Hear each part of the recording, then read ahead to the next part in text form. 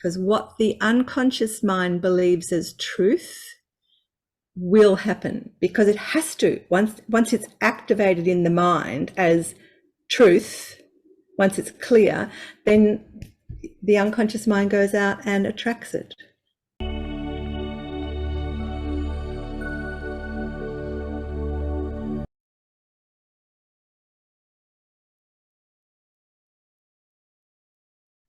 Welcome, Lindy. Lyndy Saltmarsh from Hello there. Retrain. Yeah. Thank you, Fred. It's very nice to be here. Thank you for the invitation. Long awaited. I think we spoke first about a year ago. All good things come to those that wait, they say. Well, we got a treat for the listeners. We do. Lindy is a trained nurse and a qualified naturopath, herbalist, nutritionist, kinesiologist, and neuro trainer, which we'll find out more about as we get into the interview. Yes. So, Lindy, tell me a little bit about yourself and how you got to where you got to. Well, it's been a long journey, of course, and it starts way back in childhood where your interests are. And I was always interested in health and fitness, and I maintained pretty good fitness. And as I left school, I went nursing, and then that just sort of whetted my appetite for learning more about the body and how it works. And I became really interested to see what could be, how people can be helped and what can be changed. But I found that I was a bit constricted in the medical model. So I expanded my my learnings and went into naturopathic principles and actually studied some Chinese medicine as well. Oh, wow. Yeah, it's a wonderful learnings. It's just a completely different way of looking at a person's mind and spirit and body, and understanding what's really creating the symptoms for people. So yeah, I spent a long time learning herbal medicine and nutrition and homeopathy, and then I got into kinesiology, and that was just revolutionary. It was life-changing to discover that the muscles actually hold the connection to your nervous system. Of course, we knew that because you can't walk without the nervous system firing off to the muscles. But for me to actually begin to realize and understand that that was all connected to the cellular memory, and so everything was actually stored in the nervous system, not to speak of our unconscious mind, and that we could access it. Which was fantastic knowledge for me. It was just flat out exciting, really. Yeah, that's fantastic. I'm an avid learner as well, and I put my time into quite a few modalities, and I'm always researching. I've got 10, 15 tabs open on my computer all the time with a double screen, and I'm researching heart and coronary stuff and diabetes stuff, and anything to do with health and fitness and wellness. And also in the spiritual, emotional, mental, physical, financial realm, because life's holistic. And without absolutely, Fred. Absolutely. So out of all those, what's your favorite? Oh, wow. That's a tough question to ask me. I guess I have to say the muscle testing, the kinesiology aspect is the most incisive, most brilliant way of accessing information, because without that neurological feedback, you don't actually know what the person's nervous system needs. You can academically, from your learnings, decide yourself, but one cap does not fit everyone. So, you might have someone come in, or let's say you've got 3 people come in with digestive issues, and the herbal medicines are chamomile and calendula, or some whatever they're going to be to help with digestion. But because those imbalances have been formed individually, they have their own attachments. So to create the imbalance, the person has had to attach time, emotion, event to their nervous system's memory. And therefore, you've got all kinds of different solutions. You know, one cap does not fit everyone. With kinesiology, and I'm no expert in that field, I just have dabbled to read a few books. But with kinesiology, with the muscle testing, there's a correlation to the subconscious mind. Yeah, absolutely. The unconscious mind is very alive and well in the people. In fact, most of our influences, most of the things that influence us are coming from our unconscious. We just don't even know about it. It just flips into a conscious state. But we have all these inherited patterns. We have all these impacts and influences from childhood.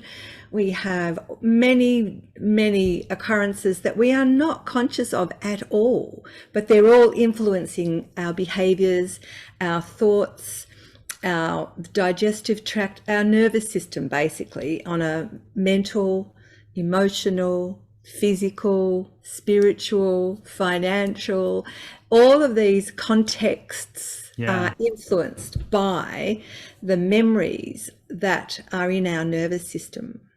And most of them are unconscious. And stored in our muscles? And stored in our nervous system. But our muscles are the mechanism to access the story in the nervous system. Okay, yeah, that's a finer distinction than I had before, so I appreciate that. Yeah, I've been setting up agreements and discussions with my subconscious mind, and I've started to do that, and I'm getting incredible results of behavioural. That's amazing. Yeah, I have a conversation with my subconscious mind. I ask it to adjust certain behaviours and habits and attitudes, and over a short period of time, I find, and I ask it to replace with other more beneficial behaviours and attitudes, and I'm finding it's helping me really make some desirous changes. Yeah, wonderful. So if I can just add a little bit to that, Fred, and give you a takeaway on that, and maybe the listeners can do it for themselves as well. When you find a behaviour, when it's like you identify a habit that you want to change, that is a fantastic thing. But to change that habit, you actually need 4 points of reference, because 4 points of reference anchor into our genetic state, real change. And so you need to change it in different ways.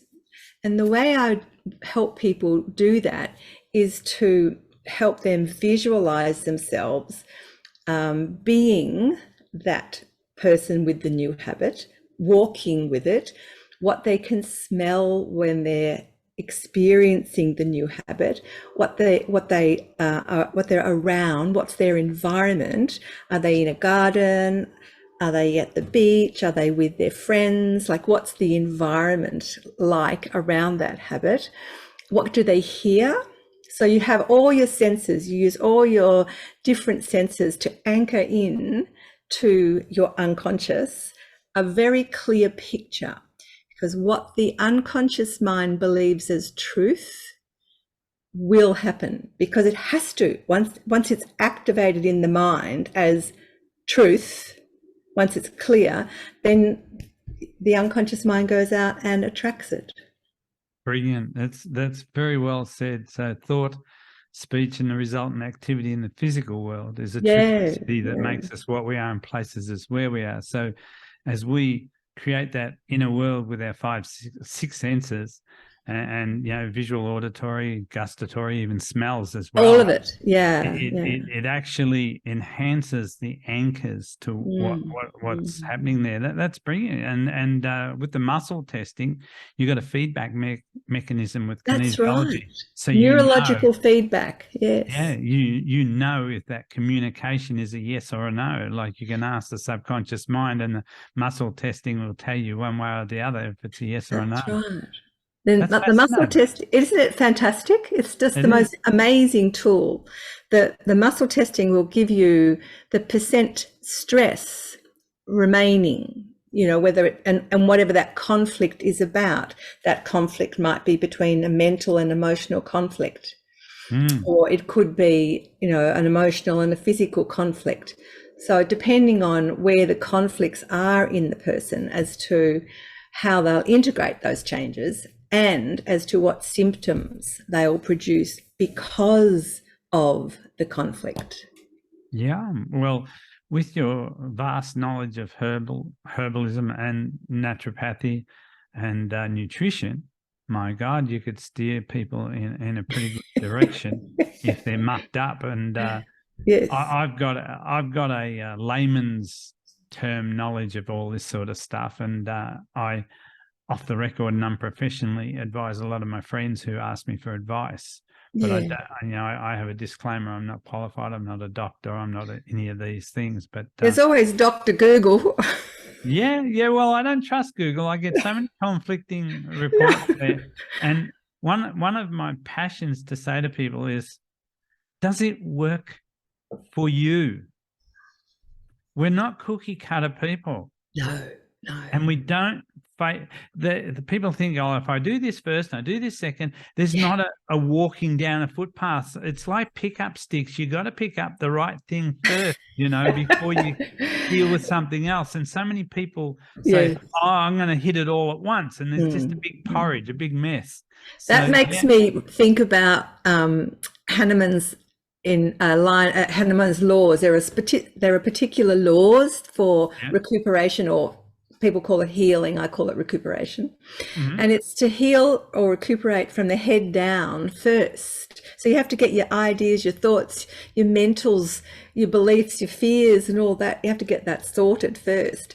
And then the second law is from within out. And then the third one is in reverse order of your symptoms. So there are actual laws in healing, in recuperating, that you need to follow, which is why you can't just do random.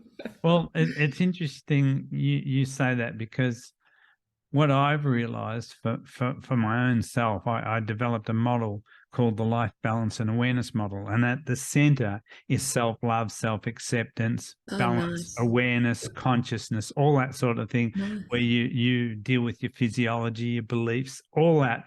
Because without that intact and without being centered and having a central navigation system, you don't know what you're doing in the world. You're thrown around like an alley in a tin. Interesting. Then the highest priority I go to after that is health. That's at the top. Then I go to wealth, and then happiness. And people say, why is the happiness one last? And I said, if you're broke and sick, you're not going to be real happy.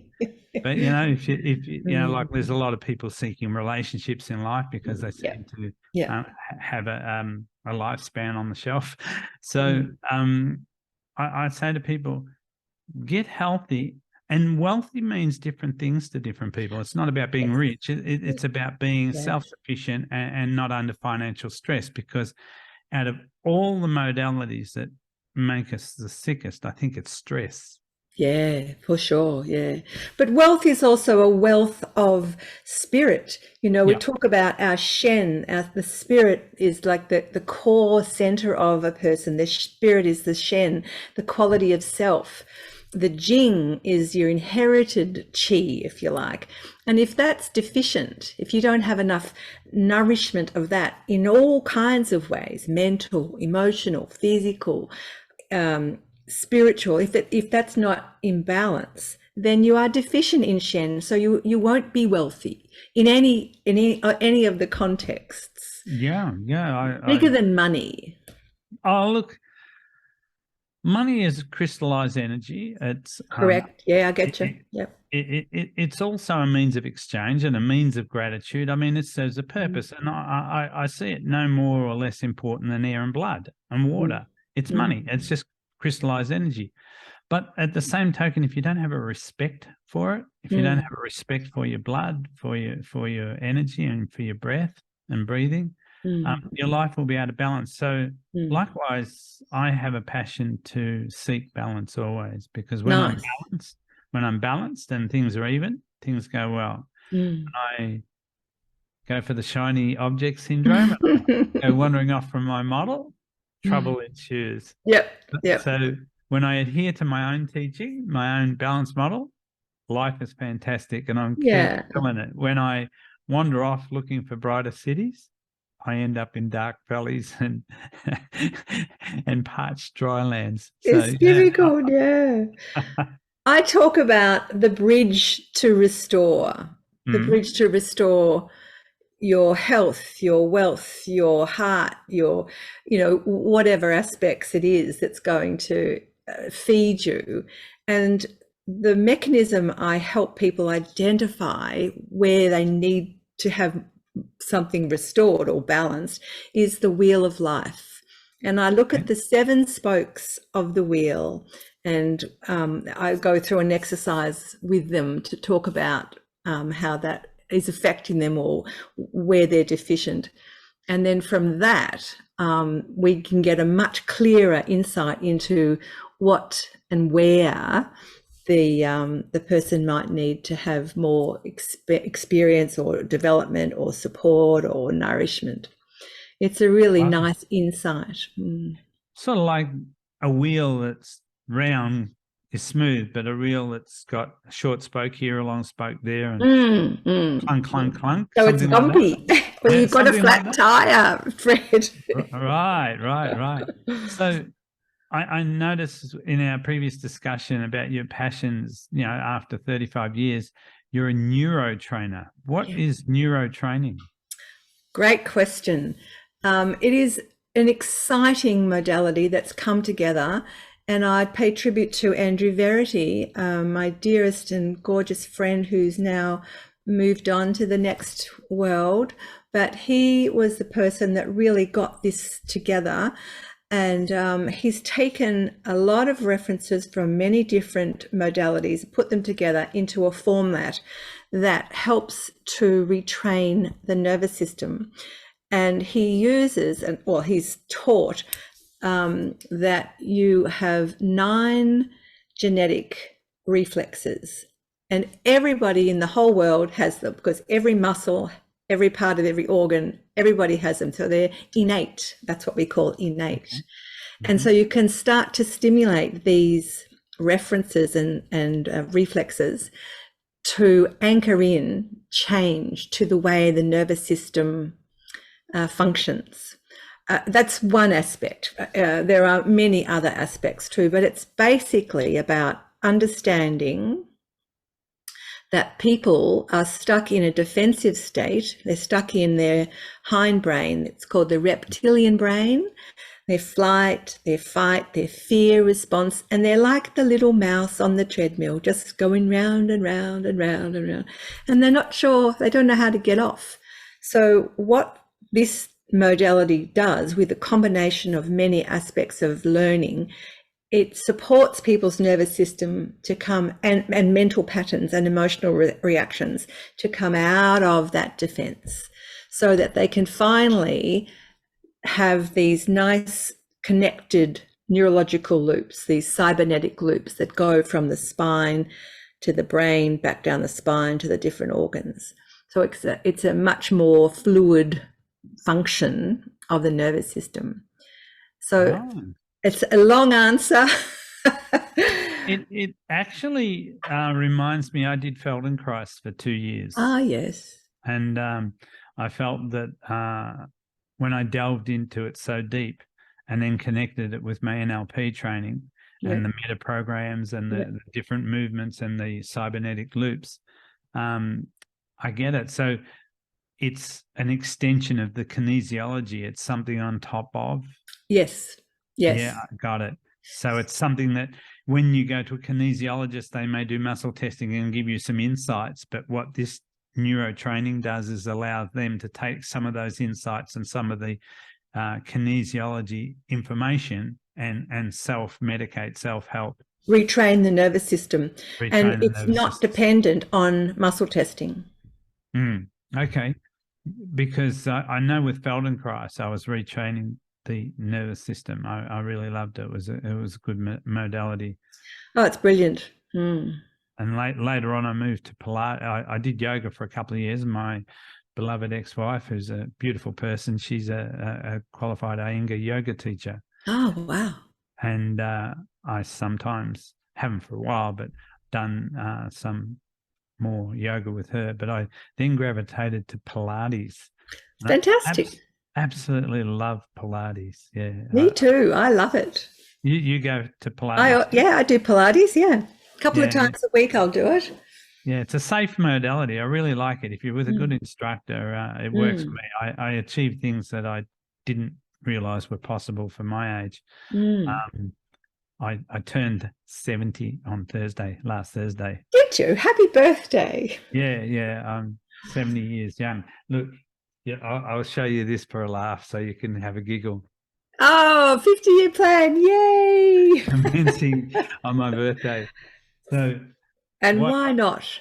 And why Well, I'm a jack of all trades, master of some. You know, I've done a lot of things, but I'm thinking there's an old saying that says, if I only knew then what I know now. Yeah. Well, I walked out, ruled a red line. I said, I know now what I know now. What am I going to do with the next 50 years of my life? And Correct. I was a rat bag. I wasn't good for study, but Mm. I've been studying intensely for the last 10 years by myself. Right. Well, I've actually studied my whole life. I just sign up for short courses and never finish them and, you know, go shiny object syndrome. I go to here, to there and all over the place. Jump around. But I feel I'm ready to maybe go and do a degree. Oh, wow. Amazing.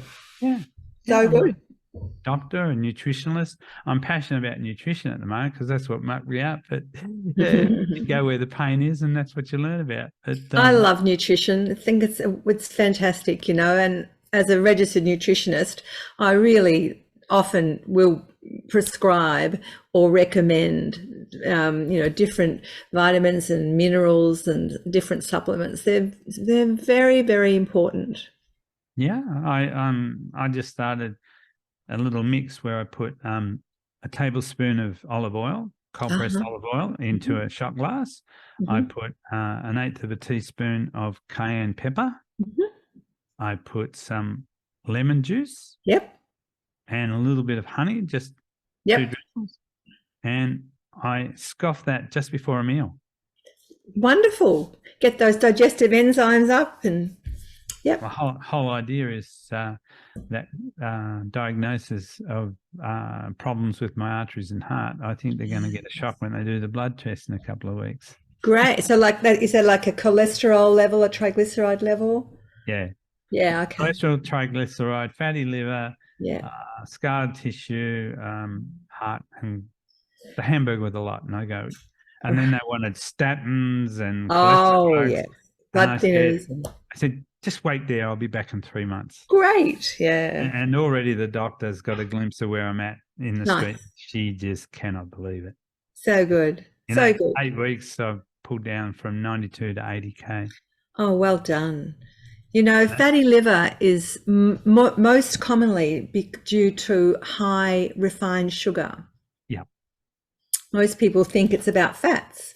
It's not. It's actually about sugars. Sugar. Sugar shack. And bad carbs is sugar. So you know, if you're eating bread, I've tried this pumpernickel bread and I'm having one slice a week as a treat so I don't go insane. But I haven't touched bread I don't eat rice or pasta at all. No. Not with a gun at my head. But the bread I got off about 2.5 months ago, but I've just had a slice of pumpernickel bread started last week, the first slice. And, you know, I'm calorie counting and everything. Well, without that inflammatory load, your biochemistry will change drastically. So, and a piece of pumpernickel bread is a much more complex carbohydrate, so it won't spike your insulin level like, you know, white bread and baguette and, you know, all the pastas and all the white foods. Yeah, well, the evidence is blowing my mind. I had shoulder pain and neck pain. Oh, yeah, the inflammation. Yeah, but here I am thinking it's muscular, and it's not. It's a result of the liver and pancreas that's giving pain to the vagus nerve and all that sort of stuff. That's right, yeah. So, and it's a real shame, isn't it, Fred? Because a lot of people will seek medical attention and they'll be medicated for something that, you know, is a side effect of their general state, instead of having their general state attended to, having that looked at. Yeah, well, a friend of mine, he wrote a book called doctors study sickness, you should study health. Ah, good on him. Yeah. He wrote a book like that, and it's cool. He's been instrumental in helping me work through a few things. But the place where I was leading to is a lot of my aches and pains have just magically disappeared. So good. How good is that? Knees are starting to clear up. Yeah, elbows, right. arms. And I'm thinking, my body was full of inflammation. That's right. Mm. When I hit my target weight at 76, I'll have dropped 16 kilo. Wow, that's fantastic. So I got 4.5 kilo to go. Yeah. Well done. So how do you incorporate all of these modalities into a consultation? Well, a consultation will start with me. I'll take a history. I like to spend some time speaking with somebody and understanding how they've created the situations that they're experiencing. So, if it's a child, I'll ask the mother about their pregnancy and their birth and how they started foods. If it's a teenager, I'll ask them about what their home life is like, and so on and so on. So I get an understanding of, where the person's at. And then from there, once I've got an insight into their world, I start with kinesiology to find where they are stuck in their defense patterns. Because wherever they're stuck, whatever defense pattern they're running will be the first access to their symptom picture. And I do that via muscle testing. Do you find that the real problem's never really the presenting problem? Very, very commonly. Yeah. Many people will come in and say, look, I've got a sore foot or I've got a sore knee. And, it's actually not about the foot or the knee, because commonly the ankles are about adrenals and thyroid, and the knee is commonly about the liver. So no wonder. Yeah, ding, ding, ding. Ding, ding. Yeah, that's incredible. Yeah. So tell me, I understand you have an online course. I do. Yeah. Yeah. Well, I have on my website, I have access to my free Facebook group, which people can apply to join. And that's a group where I post in. It's educational, and I intend to have a monthly Q&A to talk to different people about that. And as well as that, I've got a course that's called the Neuro Reset series. So the Neuro Reset series is about building the bridge of restoration for somebody, getting their life, their circle of life back in balance. And the way we do that, again, we start with the mentals. So there's a whole module on mentals, fears and habits and beliefs and inherited stuff. And there's lots of mechanisms in there that I teach and we go through. The second module is emotional. So we clear the brain functions of the different stresses that are associated. And then the third module is physical, which is, your adrenals and your digestion and all that. The fourth module is meridians. So we reconnect all the meridians. And the fifth one is financial. So it's about teaching people to not have their inherited blocks and misperceptions about money. Because like you said before, Fred, it's very important for us to have that frequency and energy in our world. We've got to have those flows. Otherwise, we have a lot of discomfort in our life. Well, I only surmise here, but I would say a blockage in finances has a physical correspondence in the human body. It's got to do with the health aspect as well. Like there's a health aspect that maybe there's some habits or behaviors or ingestion of certain toxins or whatever that's cut you off physically, but there's a sort of dimensional correspondence to your finances. It usually starts in the mentals. Vice versa. It starts in the brain. It starts in the mind. It's very commonly inherited beliefs about, you know, what money means. There are lots of sayings that, you know, are denigrating to money, dirty money, and, you know, there's all kinds of fabrics in the society about money, and, you know, rich people have got to be dishonest. There's all of this belief system. And there's lots of stress on different monies. So I know I'll get, for instance, you know, I'll get $1 bill and put that in front of somebody and muscle test to see if there's a stress on it. And if there is, then I'll balance that. Maybe they can get up to $50 or $100 or $1,000, but then after that, $2,000, and then they get the stresses. So then you can access what the stresses are. Yeah. It's life-changing. That's interesting. That is really interesting. So how does somebody learn about it? Your online course, and who's it for? I'm putting together, I have had in the past, and I'm putting together another webinar. Now, I'm not sure whether I should call it a webinar or a workshop or a seminar. There are all these sort of modern terms these days, Fred. Maybe I can be advised as to what I should call it. Yeah, we can take that offline and I'll help you out. That's one of my specialities. So that'd be great. Anyway, you know, I'm putting together a webinar.